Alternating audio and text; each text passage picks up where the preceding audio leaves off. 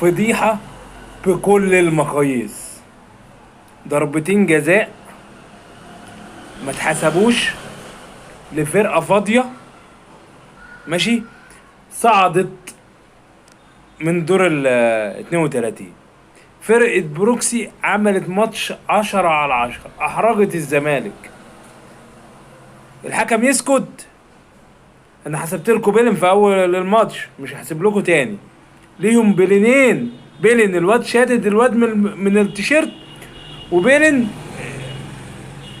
ضربه في رجله، يعني لو كفيف يشوفها. لكن انا مش هحسب انتوا عايزين نطلع الزمالك من دور ال 32؟ معقوله؟ ده البطوله المحببه للزمالك اللي 5 ماتشات بيحسبوا اي حاجه و بيمشوها كده بالحب، الزمالك ياخدها.